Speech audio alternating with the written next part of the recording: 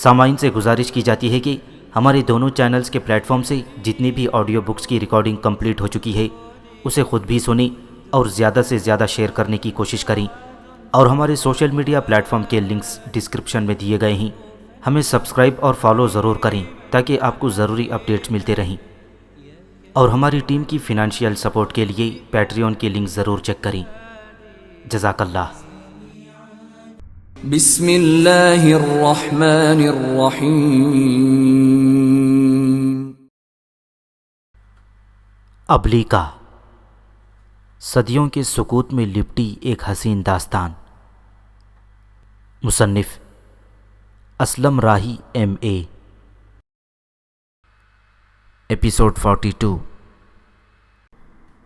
یوناف ایک روز شام سے تھوڑی دیر قبل مصر کے جنوب میں ان صحراؤں میں داخل ہوا جہاں اسویہ قبائل کا لشکر رامسیس دوم کے ہاتھوں شکست کھانے کے بعد مغرب کی طرف بھاگتے ہوئے اپنے خزانوں سمیت ہولناک طوفان کے باعث ریت میں دفن ہو گیا تھا۔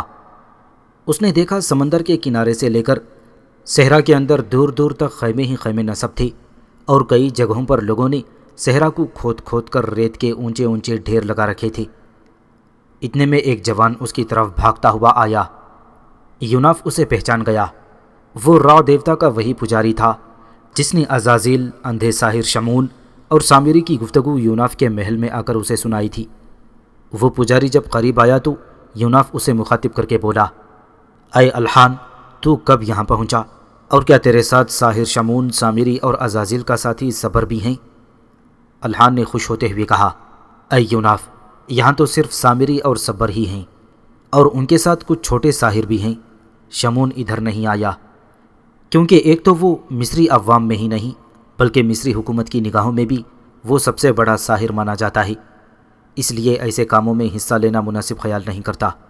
دوم یہ کہ وہ اندھا ہے، لہٰذا وہ کہاں ان صحراؤں میں آ کر دھکے کھاتا پھرے گا۔ ذرا رک کر الحان نے مزید کہا، اے یوناف، کیا میں یہاں خزانے نکالنے والے قبائل کے کسی سردار سے آپ کے لیے بات کروں؟ کیونکہ یہاں خیمزن قبائل کے لوگ دفن ہوا خزانہ نکالنے کی خاطر بہتر سے بہتر ساحر کی خدمات حاصل کرنے کو بیتاب ہیں، کیونکہ ان کا خیال ہے کہ یہ خزانہ نکالنے کے لیے کوئی ساحر ہی ان کی مدد کر سکتا ہے۔ یوناف نے پوچھا، اے الحان، پہلے تم یہ بتاؤ کہ یہاں کون کون سے قبائل جمع ہیں، اس کے بعد اس موضوع پر تم سے گفتگو ہوگی۔ الحان نے کچھ سوچا اور پھر بولا، اے یوناف، نوح کے بیٹے حام کے 4 فرزند تھے، مصرائیم، کنعان، کوش اور قوت۔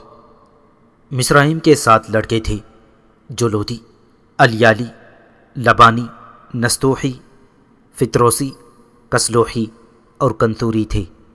ان میں سے 3 بھائیوں یعنی لودی، لبانی اور نفتوحی کی اولاد نہ جانے کدھر جا کر آباد ہو گئی۔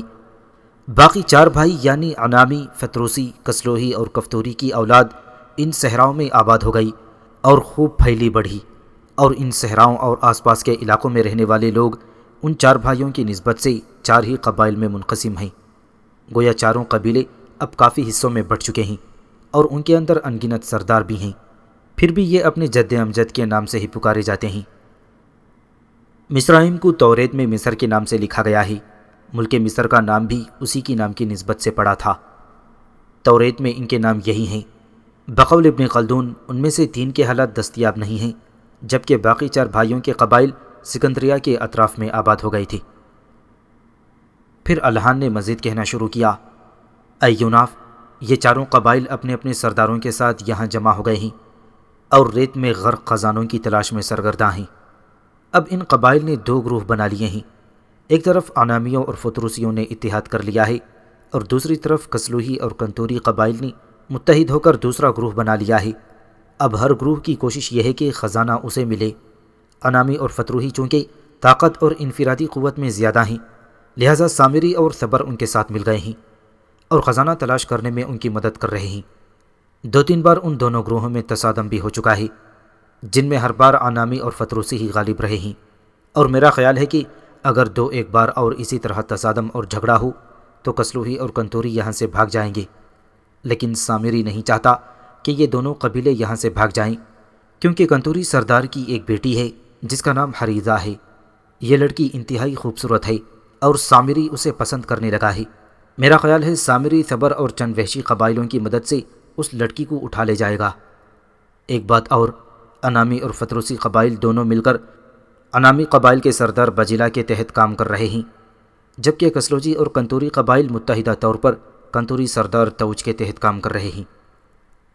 یہ علاقہ جس کے اندر خزانوں کی تلاش جاری ہے کس کا ہے؟ الحان کے خاموش ہونے پر یوناف نے پوچھا۔ اور ہاں یہ بھی بتاؤ کہ سامری اور عزازیل کے ساتھی صبر کا قیام کہاں اور کس طرف ہے؟ الحان جواب میں بولا، اے یوناف، یہ علاقہ کنتوری قبائل کی ملکیت ہے، لیکن چونکہ یہ کمزور ہیں اس لیے انامی اور فتروسی زبردستی یہاں گھس آئے ہیں، اور کنتوری کسلوہی قبائل کے ساتھ مل کر بھی انہیں زبردستی یہاں خزانہ تلاش کرنے سے روک نہیں سکتے۔ اس کے علاوہ ان دونوں گروہوں کے تھوڑی ہی دور مغرب میں ایک نخلستان ہے جہاں میٹھے پانی کا ایک کنواں ہے، گویا یہ بھی کنتوری قبائل کی ملکیت ہے، لیکن انامی اور فتروسی زبردستی اپنی پانی کی ضروریات کے لیے اس کنویں کو استعمال کرتے ہیں، اور کوئی انہیں روکنے اور منع کرنے والا نہیں ہے۔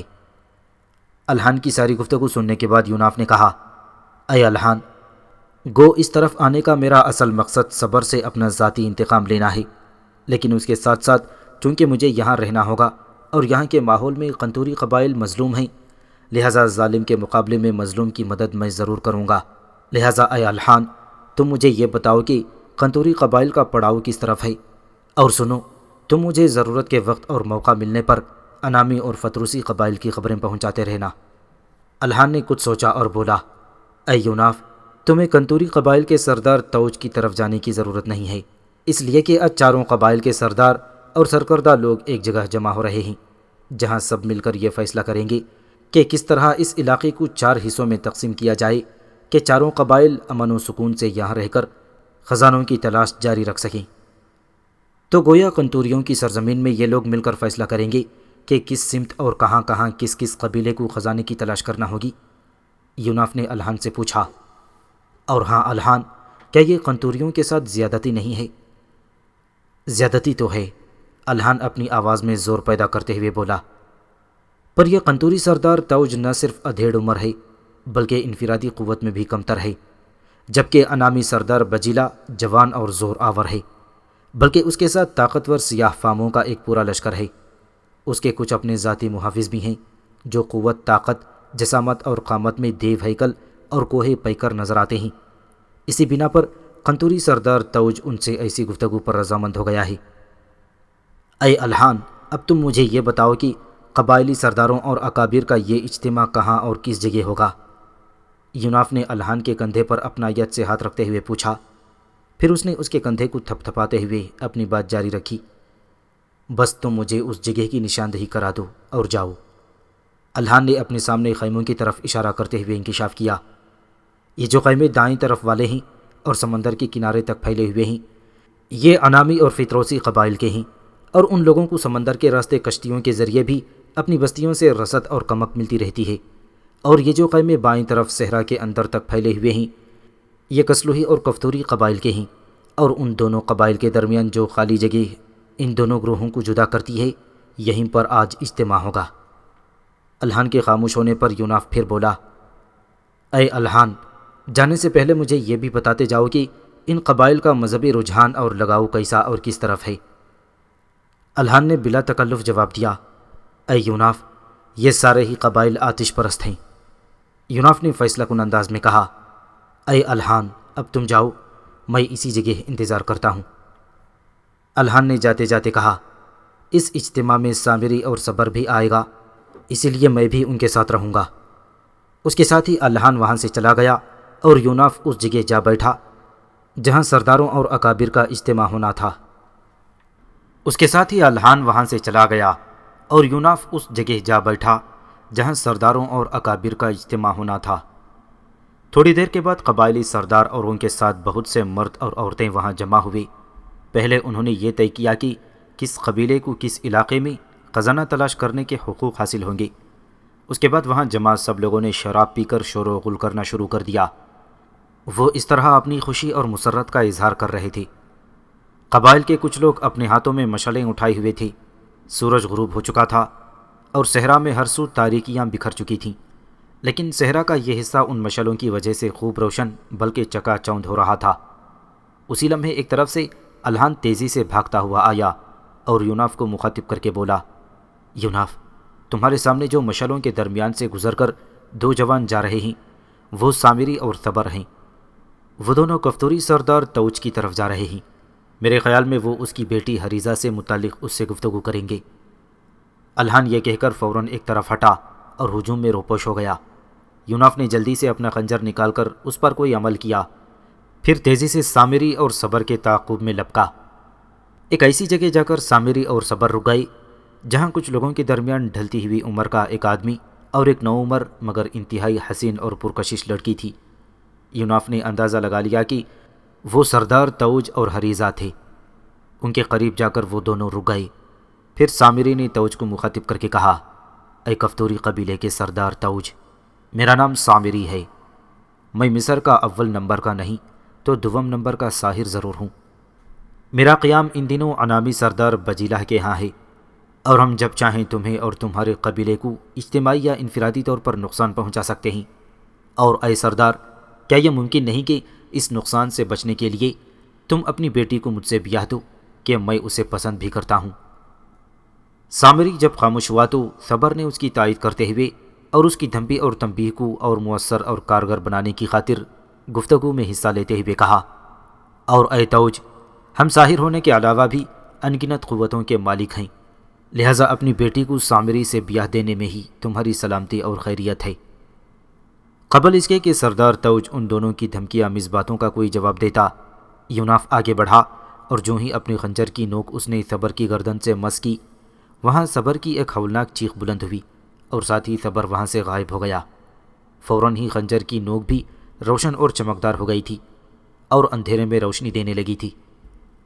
صبر کی چیخ اور غائب ہونے پر وہاں کھڑے سبھی لوگ پریشان اور دم بخود ہو گئے۔ سامری نے بھی جب چونک کر اپنے پہلو میں دیکھا صبر کو وہاں نہ پایا تو وہ پریشان سا ہو گیا۔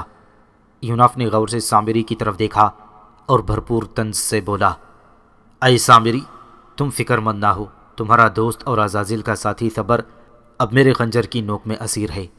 خنجر کی یہ نوک صبر کے آتشی وجود کے باعث ہی چمکتی رہی ہے۔ اے سامری، یاد رکھو، اگر تم مصر کے بہترین ساحروں میں سے ہو تو میں تم جیسے ساحروں کا بھی باپ ہوں۔ میرا نام یوناف ہے اور یہ نام یقیناً تمہارے لیے اجنبی اور نیا نہ ہوگا۔ سامری فوراً حرکت میں آیا اور اس نے اپنے خنجر سے کام لیا۔ ہاتھ میں پکڑی ہوئی چھڑی پر اس نے اپنا عمل کیا اور یوناف پر پھینک دی۔ سامری کے اس عمل سے وہ چھڑی فضا کے اندر سانپ کی صورت اختیار کر گئی۔ اس سانپ کے منہ سے آگ کے شعلے نکل رہے تھے۔ اپنے آگ برساتے منہ سمیت سانپ فضا سے نیچے کی طرف آتے ہوئے یوناف پر لپکا۔ یوناف پر اس سانپ کا کوئی اثر نہ ہوا۔ وہ اپنی جگہ مطمئن اور پرسکون کھڑا تھا۔ جب سانپ اس کے قریب آیا تو یوناف نے ہاتھ بڑھا کر اسے پکڑ لیا۔ سانپ کے ہاتھ میں آتے ہی سامری کا طلسم ختم ہو گیا اور سانپ اب اس کے ہاتھ میں چھڑی کی اصل صورت اختیار کر گیا تھا۔ سامری اس کی ناکامی پر شرمندہ سا ہو گیا تھا، لیکن اس نے ہمت نہیں ہاری اور اس نے یوناف پر دوسرا وار کر دیا۔ اس بار اس نے منہ بھر کر یوناف پر تھوک دیا۔ اس کا وہ تھوک انگنت انگاروں کی صورت میں یوناف کی طرف لپکا۔ اس بار یوناف نے اپنے رد عمل کا مظاہرہ کیا۔ وہ اپنی سری قوتوں کو حرکت میں لایا اور جو ہی اپنا دایاں ہاتھ چہرے کے سامنے لایا، اس کا ہاتھ لوہے کے اس ٹکڑے جیسا ہو گیا جسے آگ میں تپا کر سرخ کر دیا گیا ہو۔ کفتوری سردار توج اور اس کی حسین بیٹی حریزہ اور وہاں موجود سب لوگ حیرت و تعجب سے یہ سب کچھ دیکھ رہے تھے۔ یہ منظر ان کے لیے اور زیادہ ہولناک تھا کہ یوناف کے تپے ہوئے سرخ لوہے کے سے ہاتھ سے دھواں بھی نکل رہا تھا۔ جب ساحری کی طرف سے آنے والے وہ انگارے یوناف کے قریب آئے تو یوناف نے اپنا وہ ہاتھ فضا میں بلند کر دیا۔ اسی لمحے سامری کے وہ انگارے دوبارہ تھوک کی صورت اختیار کر گئے اور تھوک یوناف سے ذرا فاصلے پر زمین پر گر گیا۔ اس کے ساتھ ہی یوناف نے اپنا وہ گرم سرخ ہاتھ سامری کے شانے پر دے مارا۔ سامری نے درد و کرب میں ڈوبی ایک بھیانک چیخ بلند کی اور یوناف کے ہاتھ کی ضرب سے فضا میں اچھلتا ہوا دور جا گرا۔ اس کے شانے پر سے جہاں یوناف کا ہاتھ پڑا تھا لباس جھلس گیا تھا اور زمین پر گرنے کے بعد وہ تیزی سے اٹھا اور بھاگ نکلا۔ اس موقع پر سردار توج قریب آیا اور یوناف سے کہا، اے میرے عزیز، میں نہیں جانتا تو کون ہے، کہاں سے آیا ہے اور کس سرزمین سے تیرا تعلق ہے۔ میں کفتوری قبیلے کا سردار توج ہوں اور یہ میری بیٹی حریزہ ہے۔ اے میرے عزیز، تو میرے ساتھ میرے خیمے میں چل، میں وہاں تیری مہمان نوازی کروں گا، تیرے حالات تفصیل سے سنوں گا۔ تیری حیثیت میرے قبیلے والوں کے لیے بھی ایک معزز مہمان کی سی ہوگی۔ مجھے امید ہے کہ تو انکار نہ کرے گا، اس لیے کہ صحرا کے اس تکلیف دہ ماحول میں یقیناً میں تم جیسے جوان ہی کی ضرورت محسوس کرتا ہوں۔ میں ضرور تمہارے ساتھ چلوں گا، یوناف نے کہا، اور اے سردار، میں اس ماحول میں تیری پوری مدد بھی کروں گا۔ توج نے یوناف کا ہاتھ تھام لیا اور اسے لے کر خیمے کی طرف چل پڑا۔ ہندوستان کے شہر بھارت میں ایک روز تیز طوفانی اور موسلا دھار بارش ہوئی، اور اس بارش کے ساتھ ہی ہولناک طوفان بھی آیا جس نے بڑے بڑے درختوں کو جڑ سے اکھاڑ دیا تھا۔ اوشا دیوی کے مندر کے باہر پیپل کا وہ پرانا درخت بھی جڑ سے اکھڑ کر زمین پر آ رہا، جس کی جڑوں کے پاس وہ برتن دفن تھا جس میں عزازیل نے اپنے عمل کے ذریعے ابلیکا کو بند کر رکھا تھا۔ درخت کے جڑ سے اکھڑنے اور زمین پر گرنے کی وجہ سے ابلیکا والا وہ برتن بھی زمین سے باہر آ گیا تھا۔ بارش کے دوسرے روز بھارت شہر کے وہ لکڑہارے اس درخت کو کاٹنے کے لیے آئے، اور ابھی وہ درخت کو کاٹنے کا عمل شروع کرنے ہی والے تھے کہ اس برتن کے اندر سے انہیں ابلیکا کی ہلکی سی آواز سنائی دی۔ اے مہربان رحم دل لکڑہاروں، میرا نام ابلیکا ہے۔ ابلیس نے ایک ہولناک عمل کے ذریعے مجھے اس برتن میں بند کر دیا تھا جو اس وقت درخت کی جڑوں کے پاس پڑا ہے۔ تم اس برتن کو اٹھا کر اس قدر زور سے زمین پر مارو کہ یہ ٹوٹ جائے اور اس کے اندر کی مٹی بکھر جائے۔ تمہارے ایسا کرنے سے میں آزاد ہو جاؤں گی۔ اور سنو، میں ایک بے ضرر روح ہوں۔ اگر تم نے مجھے آزادی دلا دی تو میں اوشا دیوی کے اس مندر کے اندر سے تمہیں اس قدر نقدی لا کر دوں گی کہ تم دونوں کی زندگی آرام و سکون اور خوشحالی سے گزر جائے گی۔ دونوں لکڑہارے یہ آواز سن کر خوفزدہ ہو گئے اور پیچھے ہٹ گئے۔ ابلیکا نے پھر ان لکڑہاروں کی منت سماجت کی اور کہا، اے نیک دل لکڑہاروں، خوفزدہ مت ہو، میں ایک روح ضرور ہوں پر تمہیں کوئی نقصان نہیں پہنچاؤں گی۔ تم آگے بڑھ کر جڑوں کے پاس پڑے برتن کو اٹھا لو اور اسے زمین پر پٹک دو۔ دونوں لکڑہاروں نے اس بار ہمت کی، ایک دوسرے کی طرف غور سے دیکھا، آنکھوں ہی آنکھوں میں کوئی فیصلہ کیا اور پھر قدرے جھجک کر آگے بڑھے۔ ان میں سے ایک نے برتن اٹھا کر اپنے دونوں ہاتھ فضا میں بلند کر دیے اور پورے زور سے درخت کے تنے پر پٹک دیا۔ لکڑہارے کے اس عمل سے برتن ٹوٹ گیا اور اس کے اندر بھری ہوئی مٹی بکھر گئی۔ اس کے ساتھ ہی فضا کے اندر ایک ہولناک چنگھاڑ سنائی دی، جیسے بادل زور سے گرجے ہوں یا صحرا میں تیز آندھیوں نے ریت کے ٹیلوں کو اکھاڑ کر پھینکنا شروع کر دیا ہو۔ دونوں لکڑہاروں نے کانوں میں انگلیاں ٹھونس کر آنکھیں بند کر لیں، پھر فضا میں خاموشی اور سکوت طاری ہو گیا۔ دونوں لکڑہارے کچھ سنبھل کر پیچھے ہٹے اور اپنی کلہاڑے سنبھال کر درخت کو کاٹنے کا عمل شروع کرنے ہی والے تھے کہ ان دونوں کے پیروں کے پاس نقدی سے بھری ہوئی چمڑے کی ایک تھیلی آ گری۔ اس کے ساتھ ہی ابلیکا کی آواز ان کی سماعت سے ٹکرائی، اے میرے عزیز مہربان اور نیک دل لکڑہاروں، نقدی کی یہ تھیلیاں تم دونوں کا انعام ہے جس کا میں نے تم دونوں سے وعدہ کیا تھا۔ اے میرے مہربانوں، تمہاری کوششوں سے میں آزاد ہوئی ہوں، میں تم دونوں کی ممنون ہوں۔ اب تم یہ نقدی کی تھیلیاں اٹھاؤ اور اپنے گھروں کی طرف لوٹ جاؤ۔ ان میں اس قدر نقدی ہے کہ تم دونوں اپنے اہل خانہ کے ساتھ بے فکری اور معاش کی کشمکش سے آزاد ہو کر پرسکون زندگی بسر کر سکتے ہو۔ پر اے میرے محسنوں، اس حادثے اور نقدی کی ان تھیلیوں کا کسی سے ذکر نہ کرنا، ورنہ لوگ تم سے یہ نقدی چھین لیں گے۔ اب تم جاؤ اور اپنے اپنے حصے کی نقدی کو رازداری کے ساتھ اپنے استعمال میں لاؤ۔ دونوں لکڑہاروں نے نقدی کی تھیلیاں اٹھا لیں، پھر کلہاڑوں کو کندھوں پر رکھے وہ واپس گھروں کی طرف چل دیے۔ کفتوری سردار توج اور اس کی حسین بیٹی حریزہ یوناف کو اپنے خیمے میں لائے۔ یوناف نے دیکھا سردار کے خیمے کے باہر آگ کا الاؤ روشن تھا، پاس ہی لکڑیوں کے ڈھیر لگے ہوئے تھے اور کچھ لوگ الاؤ کو روشن رکھے ہوئے تھے۔ یوناف جان گیا کہ وہ آگ کا مقدس الاؤ تھا جس کی وہ لوگ پرستش کرتے تھے۔ خیمے کے اندر داخل ہو کر یوناف نے یہ بھی جائزہ لیا کہ خیمہ اونٹوں کی کھال سے بنا ہوا تھا اور بہت بڑا تھا، جسے ریشمی پردوں کی دیواریں کھڑی کر کے کئی کمروں میں تقسیم کر دیا گیا تھا۔ جس کمرے میں وہ تینوں اس وقت موجود تھے وہ شاید دیوان خانے کے طور پر استعمال ہوتا تھا، کیونکہ اس کمرے کے وسط میں ایک گڑھے کے اندر آگ جل رہی تھی اور سخت سردی میں بھی کمرہ خوب گرم ہو رہا تھا۔ آگ کے ارد گرد بیٹھنے کے لیے پورے کمرے میں وباغت کیا ہوا چمڑا بچھایا گیا تھا۔ توج اور حریثہ دونوں باپ بیٹی گڑھے میں جلتی اس آگ کے پاس چمڑے کی چٹائی پر بیٹھ گئے۔ توج نے یوناف کا ہاتھ پکڑ کر اپنے پاس بٹھایا، پھر اس نے کہا، اے اجنبی، اب بتا تو کون ہے، کس سرزمین سے آیا ہے، اور ان صحراؤں کے اندر تیری کیا غرض و غایت ہے؟ میری بیوی مر چکی ہے اور میں اب بوڑھا ہو چکا ہوں۔ اگر تم پسند کرو تو میں تمہیں ان صحرائی قبائل کے یہاں جمع ہونے کی وجہ بتا دوں۔ یوناف نے مسکراتے ہوئے کہا، اس کی کوئی ضرورت نہیں ہے، اس لیے کہ میں جانتا ہوں کہ یہ سب صحرائی قبائل ان خزانوں کی تلاش میں یہاں آئے ہیں جو اسویہ کے لشکر کے ساتھ اس صحرا میں دفن ہیں۔ یوناف کے جواب پر توج مسکرا دیا اور بولا، اگر تمہیں ان سارے حالات کی پہلے سے ہی خبر ہے تو پھر اپنے بارے میں تفصیل سے کہو، کیونکہ مجھے اور میری بیٹی کو اطمینان ہو۔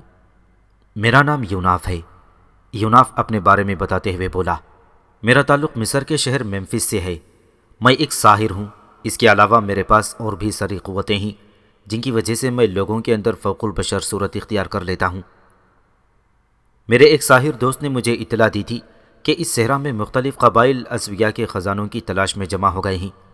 میرے ادھر آنے کا مقصد ان خزانوں کی تلاش نہیں ہے، بلکہ میں اپنے ایک دشمن کی تلاش میں یہاں آیا ہوں۔ یہ دشمن ابلیس کا ایک ساتھی صبر ہے، اس نے ایک موقع پر فلسطینیوں کے شہر دجون سے مجھے جلاوطن کرا دیا تھا، سو اس سے انتقام لینے کی خاطر میں نے ان صحراؤں کا رخ کیا ہے۔ اور اے سردار توج، تم جانتے ہو ابلیس کا یہ ساتھی اور میرا دشمن صبر کون ہے؟ یہ وہی ہے جو تمہارے دشمن قبیلے انامی کے ساتھ سامری کے ساتھ آیا تھا۔ اب میں نے اسے ایک سری عمل کے ذریعے ابلیس کے ساتھی صبر کو اپنی خنجر کی نوک میں اسیر کر لیا ہے۔ اب میں اسے ایک ایسی اذیت میں مبتلا کروں گا کہ یہ نہ جیے گا نہ مرے گا۔ یہ تم لوگ جو میرے خنجر کی نوک میں ابھرتی چنگاریوں کو دیکھ رہے ہو، یہ صبر کی یہاں اسیرے کے باعث ہیں۔ یوناف ذرا رک کر پھر کہنے لگا، اے سردار توج، ان صحراؤں میں داخل ہونے کے بعد سامری کے ایک ساتھی ساحر نے، کہ جس کا نام الحان ہے اور جو میرے عقیدت مندوں میں سے ہے، مجھے تفصیل سے بتایا کہ صحرا کا یہ حصہ کفتوری قبیلے کی ملکیت ہے اور دوسرے قبائل زبردستی یہاں آ گھسے ہیں، لہٰذا اے سردار، میں ان ظالموں کے مقابلے میں تمہاری پوری مدد کروں گا۔ آہ یوناف، جس بات کے لیے میں تم سے التماس کرنا چاہتا تھا وہ بات تم نے خود ہی کہہ دی۔ توج نے یوناف کے کندھے پر شفقت اور پیار سے ہاتھ رکھتے ہوئے کہا، اور اے یوناف، میں تمہارا ممنون ہوں کہ تم میری اور میرے قبیلے کی مدد پر آمادہ ہو گئی ہو۔ اور سنو، میں نے کسلوہی قبیلے کو بھی اپنے ساتھ ملوا لیا ہے۔ ایک تو میری بیوی اور حریزہ کی ماں اس قبیلے سے تھی، اور دوسرے کسلوہی میرے ساتھ مخلص اور ہمدرد بھی ہیں۔ اے یوناف، یہ جو تم ہماری مدد اور اعانت پر رضامند ہوئے ہو، اس کے لیے میں تمہاری یہ خدمت کروں گا کہ ان صحراؤں سے حاصل ہونے والے خزانوں میں سے ایک بہت بڑا حصہ تمہاری نظر کر دوں گا۔ یوناف نے اس کا کندھا تھپ تھپایا اور بولا، اے سردار، میں کسی خزانے کی حرص یا لالچ کے تحت تمہاری مدد پر نہیں آیا ہوں، میں بغیر کسی معاوضے اور اجر کی توقع کی تمہاری مدد کروں گا۔ صحرا کے اس حصے کے تم مالک ہو، لہٰذا یہاں دفن خزانوں سے استفادہ کرنے کے بھی تم ہی حقدار ہو، اور میں اس سلسلے میں تمہارے دشمنوں کے خلاف تمہارا بھرپور ساتھ دوں گا۔ توج سرخوشی کے عالم میں اٹھا اور یوناف سے کہا، اے یوناف میرے محسن، تم تھوڑی دیر یہاں بیٹھو، میں اور حریزہ کفتوری اور کسلوہی قبائل کو یہ خوشخبری سنا کر آتے ہیں کہ انامی اور فطروسی قبائل کی طرح تمہاری صورت میں ہمارے پاس بھی ایک زبردست سحری قوت ہے۔ اگر ہمارے دشمنوں کے پاس سامری اور اس کے ساتھی ہیں تو تم ان سب پر بھاری ہوگے۔ اور اے یوناف، گزشتہ جنگوں میں جو کہ ہماری دشمن قبائل کے ساتھ ہوئی تھیں، ان میں چونکہ ہم زیر دست رہے ہیں، اس لیے ہمارے قبائل کی عورتیں، کیا مرد کیا عورت، ایک طرح سے سب ان حالات میں پریشان ہیں، لیکن جب ہم انہیں تمہارے متعلق بتائیں گے تو ان کے حوصلے بلند ہو جائیں گے اور وہ دشمن کے خلاف پھر کمر بستہ ہو جائیں گے۔ اے یوناف، میں سمجھتا ہوں کہ تمہارے آنے سے ہمارے قبائل میں ہمت و قوت کی ایک نئی روح دوڑ جائے گی۔ توج خاموش ہوا تو حسین و پرکشش حریزہ نے پہلی بار یوناف کو مخاطب کر کے گہری مسکراہٹ اور دل آویزی سے کہا، کہیں ایسا نہ ہو کہ ہم دونوں باپ بیٹی اپنے لوگوں کو خوشخبری سنا کر واپس آئیں تو تم مافوق البشر انداز میں یہاں سے غائب ہو چکے ہو۔ اگر ایسا ہوا تو ہمیں سخت ندامت کا سامنا کرنا پڑے گا۔ کیا میں امید رکھوں کہ تم یہاں سے غائب نہ ہوگے؟ یوناف نے ایک زوردار قہقہا لگایا، پھر کہا، اے بنت توج، کیا تم مجھے ایسا ہی غیر ذمہ دار اور متلون مزاج خیال کرتی ہو؟ مطمئن ہو کر جاؤ، میں تمہیں یقین دلاتا ہوں کہ جب تم واپس لوٹو گی تو میں تمہیں یہیں ملوں گا۔ ضرورت کے ان لمحات میں اس قدر جلدی بھاگنے والا نہیں ہوں، تا وقت ہے کہ تم خود ہی مجھے یہاں سے جانے کو کہہ دو۔ حریزہ کی سرخ لبوں پر قاتل مسکراہٹ بکھر گئی۔ میں تو کبھی بھی تمہیں یہاں سے جانے کو نہ کہوں گی، بلکہ میری تو یہ خواہش ہے کہ میں تم سے التماس و التجا کروں گی کہ تم ہمیشہ کے لیے یہیں رہ جاؤ۔ یوناف نے کہا، تمہاری یہ خواہش غور طلب ہے، بہرحال ابھی تو تم دونوں جاؤ، پھر اس موضوع پر بعد میں گفتگو کریں گے۔ توج اور حریزہ ابھی اپنے خیمے سے نکلے ہی تھے کہ یوناف نے اپنی گردن پر ابلیکا کا لمس محسوس کیا، وہی حریری اور ریشمی لمس جو یوناف کی نس نس اور روم روم میں ایک دل پسند لذت اور روحانی اطمینان و قلبی سکون طاری کر دیتا تھا۔ ابلیکا کے اس حریری لمس پر یوناف یوں چونکا جیسے اس کی امید و توقع کے خلاف کوئی بہت بڑی خوشی حاصل ہو گئی ہو۔ اس کے ساتھ ہی یوناف پکار اٹھا، ابلیکا، ابلیکا تم کیسی ہو؟ کہاں رہی ہو میری حبیبہ؟ انگنت بار تمہیں یاد کیا، آوازیں دے دے کر پکارا، لیکن کوئی رد عمل نہ ہوا۔ کیا تم میرے ساتھ ناراض ہو گئی تھی؟ ابلیکا نے جب کوئی جواب نہ دیا تو یوناف نے اپنی گردن کو جھنجھوڑ ڈالا اور پوچھا، تم بولتی کیوں نہیں ہو؟ اس بار ابلیکا کی کرب و درد اور شکووں سے بھرپور آواز ابھری، یوناف، یوناف میرے حبیب، تم انتہائی بے مروت ہو۔ ویسے تو تم مجھے اپنی محبوبہ، اپنی جان، اپنی روحانی بیوی کہہ کر پکارتی تھی، لیکن اتنا عرصہ میری خبر تک نہ لی کہ میں کس کرب اور کس عذاب میں گرفتار ہوں۔ اس کے بعد ابلیکا نے عزازیل کے جال میں پھنسنے اور پھر لکڑہاروں کے ذریعے رہائی پانے تک کے سارے حالات کہہ دیے۔ ابلیکا کے حالات سن کر یوناف اداس ہو گیا اور اس کی گردن جھک گئی۔ ابلیکا نے اس کی یہ حالت دیکھتے ہوئے نرمی اور محبت سے کہا، اب تم بولتے کیوں نہیں؟ گردن کیوں جھک گئی ہے؟ یوناف نے گردن اٹھائی اور کہا، اے ابلیکا، پہلے میرے حالات بھی غور سے سنو، پھر فیصلہ کرنا کہ اس معاملے میں میرا کوئی قصور ہے یا نہیں۔ ابلیکا کی محبتوں اور چاہتوں میں ڈوبی ہوئی آواز سنائی دی، اچھا کہو کیا کہتے ہو؟ جواب میں یوناف نے ابلیس اور عارب کے ہاتھوں لوہے کے پنجرے میں قید کیے جانے سے لے کر اب تک کے سارے حالات تفصیل سے سنا ڈالے۔ پھر اس نے پوچھا، ابلیکا، اب بتاؤ کیا اس میں میرا کوئی جرم اور قصور ہے؟ یوناف کی اس داستان کے جواب میں ابلیکا نے مسکراتی اور کھل کھلاتی ہوئی آواز میں کہا، یوناف میرے حبیب، قصور تمہارا ہے نہ میرا، ہم دونوں ہی اپنی اپنی جگہوں پر بے بس اور مجبور تھے۔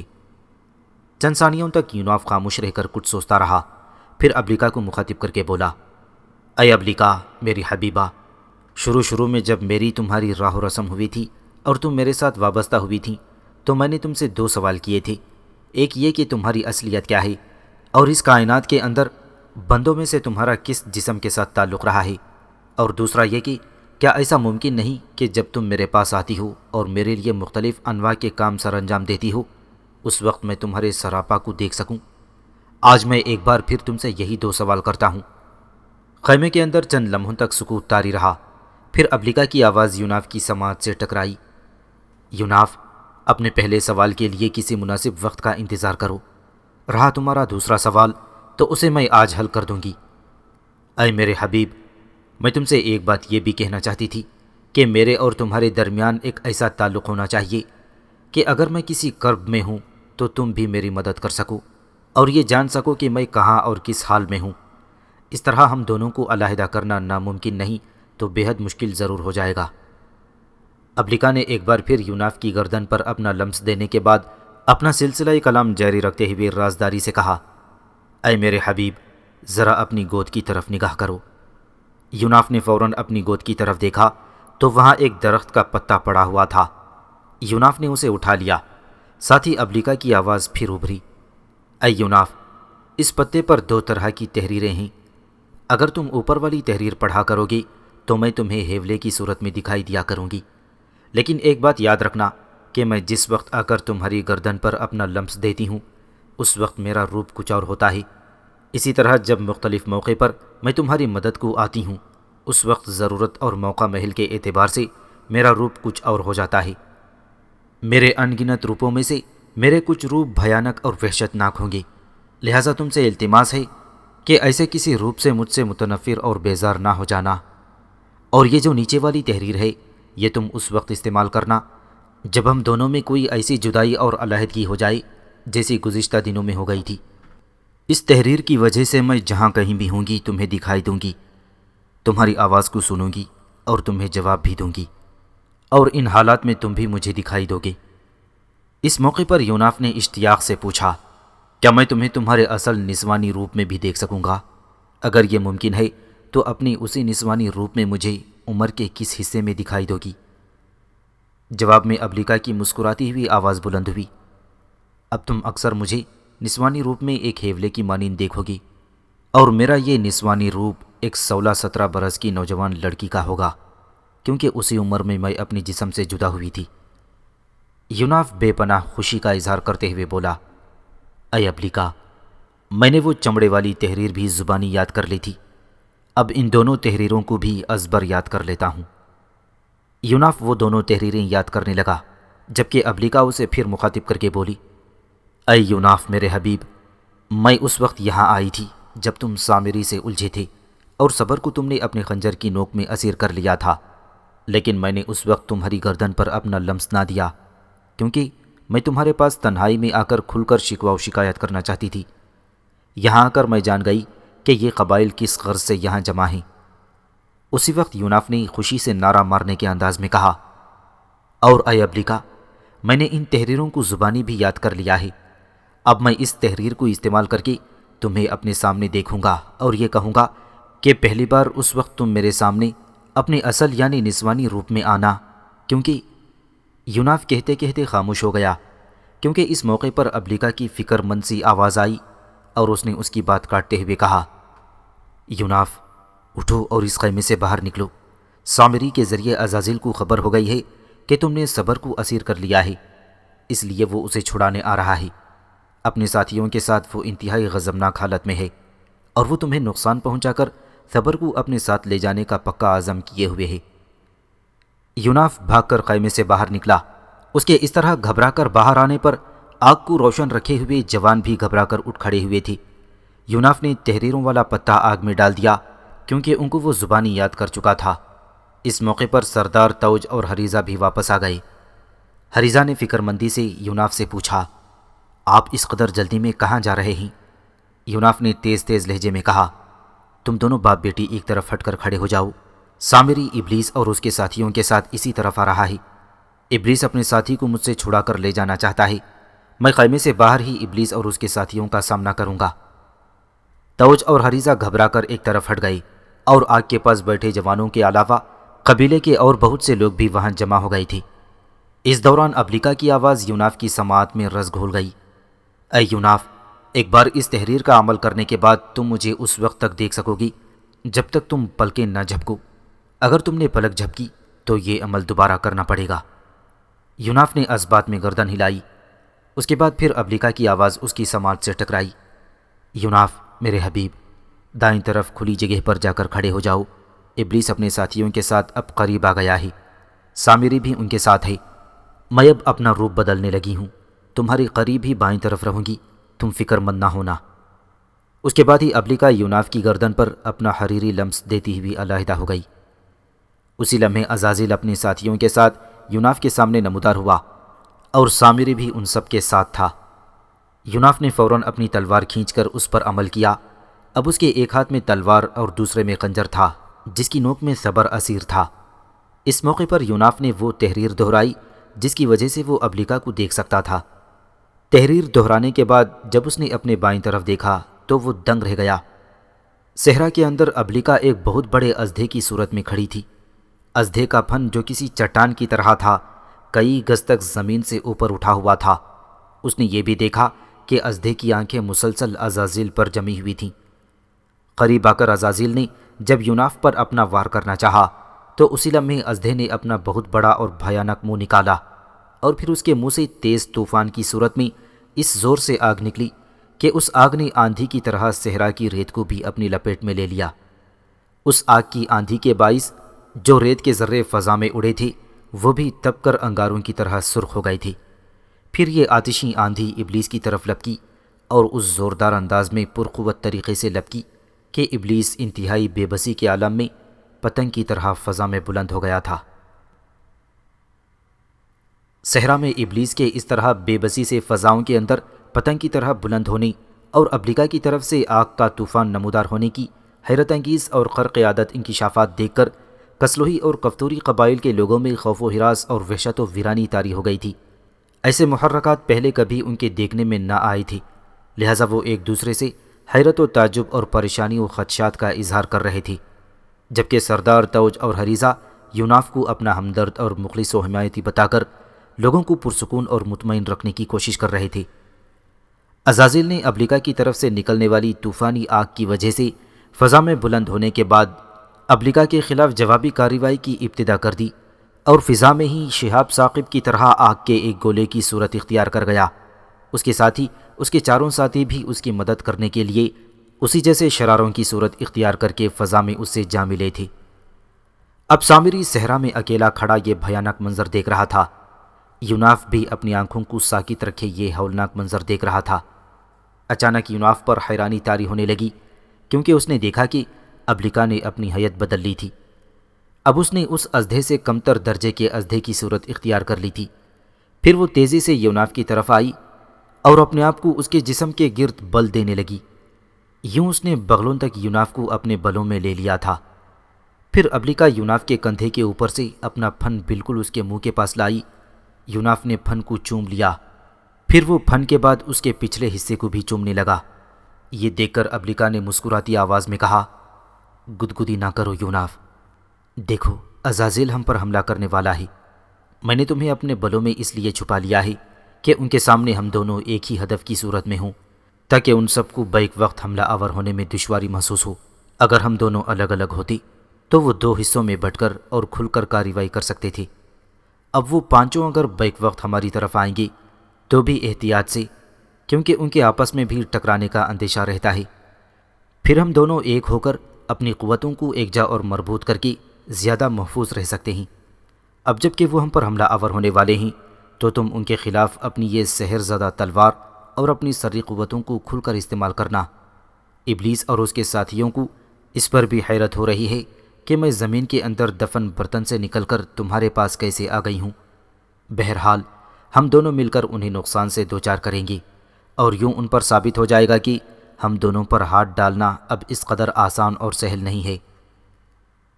اس لمحے یوناف نے اپنا تلوار والا ہاتھ ابلیکا کے پھن پر پیار و محبت کے ساتھ پھیرتے ہوئے ایک لذت و سرخوشی سے کہا، اے ابلیکا میری حبیبہ، جی چاہتا ہے کہ تم یوں ہی ہمیشہ کے لیے مجھ سے لپٹی رہو اور میں یوں ہی ایک ستون کی طرح خاموش کھڑا تمہارے اس حریری لمس سے لطف اندوز ہوتا رہوں۔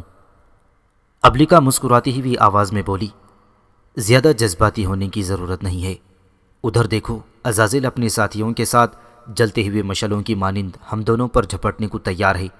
اپنی تلوار بلند کر لو اور اپنا خنجر نیچا رکھو، جس کی نوک پر تم نے صبر کو اسیر کر رکھا ہے۔ گو رات ہو جانے کے باعث صحرا میں چاروں طرف تاریکیاں پھیل گئی تھیں، لیکن اس کے باوجود اس مقدس آگ کے بڑے الاؤ کے علاوہ وہاں جلتی انگنت مشعلوں کی روشنی میں قبائلی لوگ اس مقابلے کو پریشانی، فکر مندی اور جستجو کے ملے جلے جذبات سے دیکھ رہے تھے۔ اچانک عزازیل اپنے ساتھیوں سمیت آسمان سے ٹوٹنے والے ستاروں کی طرح ابلیکا اور یوناف کی طرف جھپٹا۔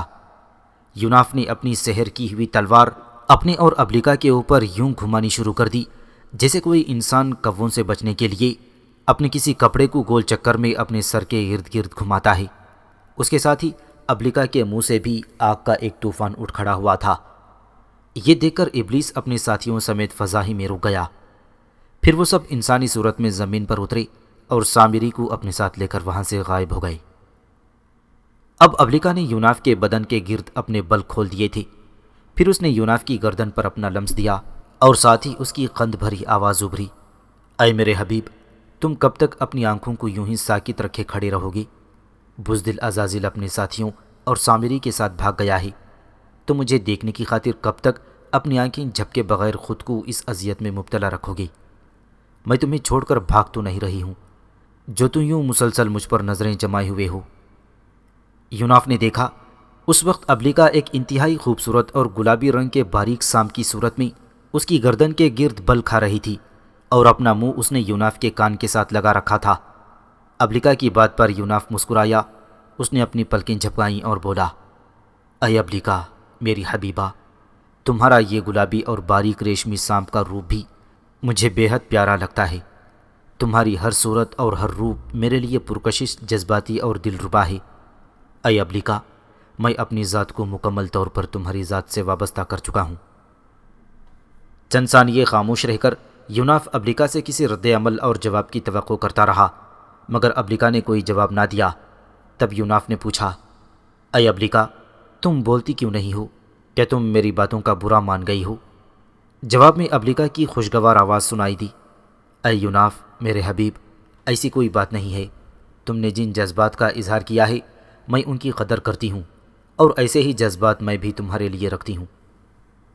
اور سنو یوناف، اب جب کہ عزازیل ہم دونوں کو مربوط و متحد دیکھ کر بھاگ گیا ہے، اب تم واپس خیمے کی طرف چلو۔ وہ دیکھو سردار توج اور حریزہ تمہارے منتظر کھڑے ہیں۔ اس کے علاوہ اے میرے حبیب، ہمیں اب عزازیل اور اس کے چیلوں کی طرف سے زیادہ ہوشیار اور چوکس رہنا پڑے گا۔ وہ ضرور صبر کو چھڑانے کے لیے آئیں گے۔ اس کے ساتھ ہی دو کام بھی کرنا ہوں گے۔ اول یہ کہ ہمیں حسین حریزہ پر نگاہ رکھنی ہوگی۔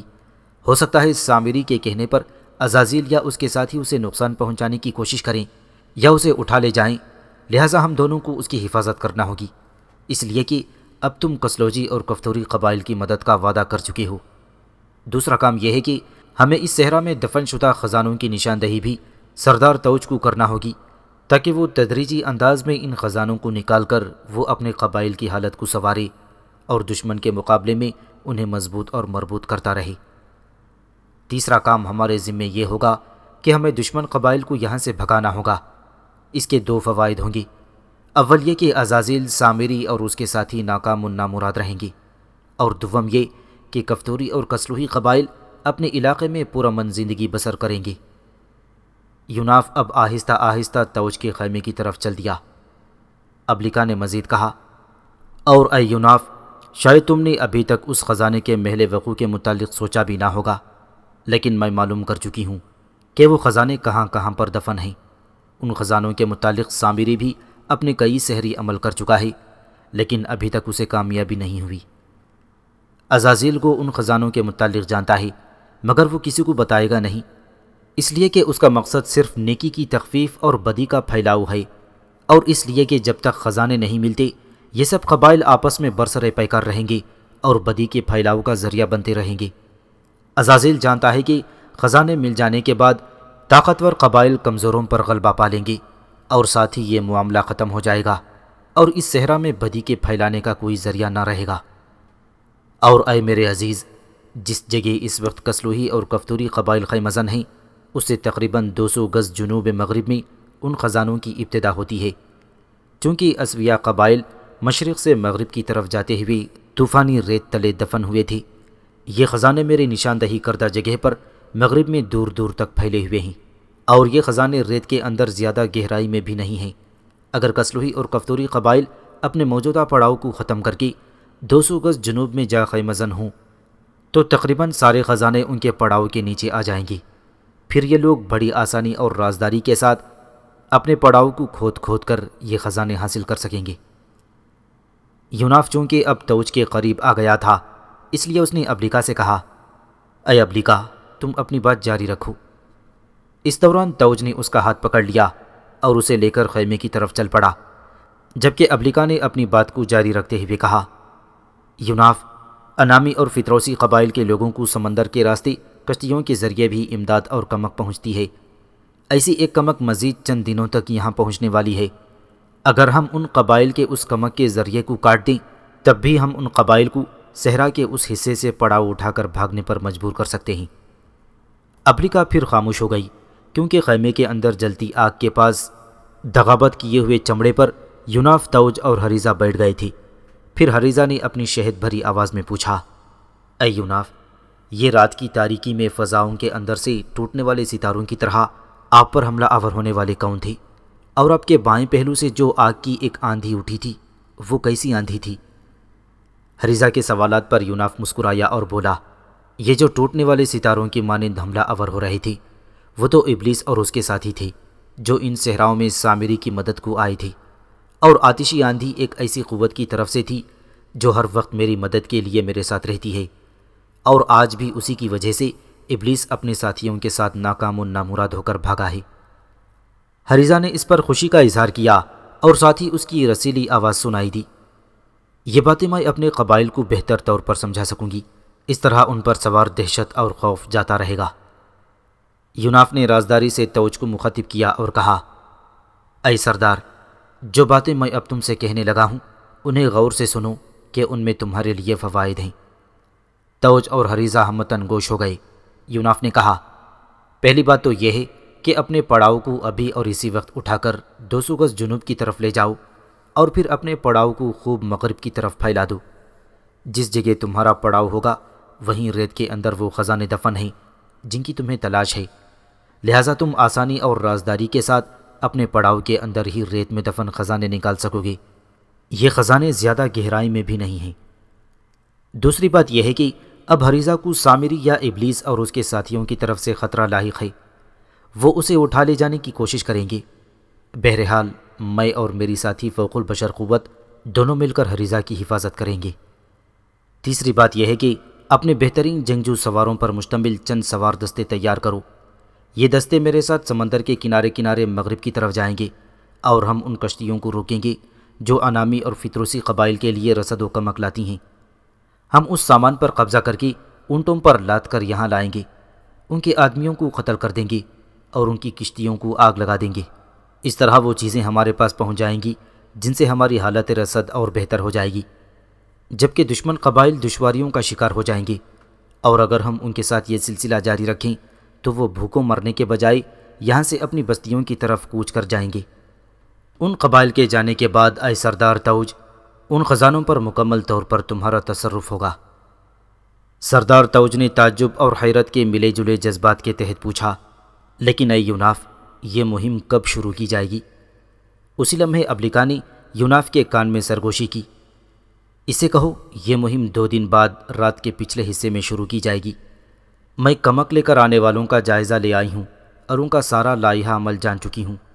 وہ یہاں سے چند میل دور مغرب میں سمندر کے کنارے پڑاؤ کریں گے، وہاں وہ رات کا کھانا کھائیں گے، کچھ دیر سستائیں گے، اور پھر رات کے پچھلے پہر وہ وہاں سے روانہ ہو کر یہاں پہنچ جائیں گے، اور یوں ہم انہیں ان کے پڑاؤ پر ہی جا لیں گے۔ اس طرح ان کی رسد کا سلسلہ کٹ جائے گا اور یہ قبائل کئی دشواریوں اور مسائل کا شکار ہو جائیں گے۔ اسی لمحے توج نے پریشانی اور حیرت سے پوچھا، یوناف، تم کن تفکرات میں پڑ گئے ہو اور کیا سننے کی کوشش کر رہے ہو؟ میں اپنی اس روحانی قوت کی گفتگو سننے میں محو ہوں جو میرے ساتھ ہے اور میری صحیح اور بہترین رہنمائی کرتی ہے۔ یوناف نے ہلکی مسکراہٹ سے کہا، اور ہاں سردار، میری اس روحانی قوت کو اپنی بات ختم کرنے دو، پھر میں تم سے بات کرتا ہوں۔ ابلیکا نے مزید کہا، یہ لوگ شاید تھوڑی دیر تک کھانا کھائیں گے، لیکن انہیں کہو کہ اپنی پڑاؤ نئی جگہ لگانے کے بعد کھانا کھا لیں۔ ابلیکا کے خاموش ہونے پر یوناف نے توج کو سمجھانے کے انداز میں کہا، اے سردار توج، یہ مہم 2 دن بعد شروع کی جائے گی۔ اسی لمحے حسین حریزہ نے یوناف سے کہا، اس مہم میں بھی آپ کے ساتھ جاؤں گی۔ آپ خود ہی کہہ چکے ہیں کہ مجھے سامری کی طرف سے خطرہ ہے، اور یہ کہ آپ اس سے میری حفاظت کریں گے، اس لیے میں آپ کے ساتھ ہی جاؤں گی۔ بلکہ میں یہ بھی بتا دوں کہ چونکہ میرا کوئی بھائی نہیں ہے اور میں اپنے باپ کا بیٹا اور بیٹی بن کر ہی رہی ہوں، میں نے بہترین جنگی تربیت حاصل کر رکھی ہے، اور اس مہم میں دوسرے جنگجو جوانوں کی طرح بھی میں سود مند ثابت ہوں گی۔ توج نے بھی اپنی بیٹی کی تائید میں کہا، اے یوناف، حریزہ ٹھیک کہتی ہے، اسے بھی اس مہم میں اپنے ساتھ رکھو، اس طرح یہ سامری اور ابلیس کے شر سے بھی محفوظ رہے گی، اور میری طرف سے اس مہم میں شامل ہونے کا حق بھی ادا کر دے گی۔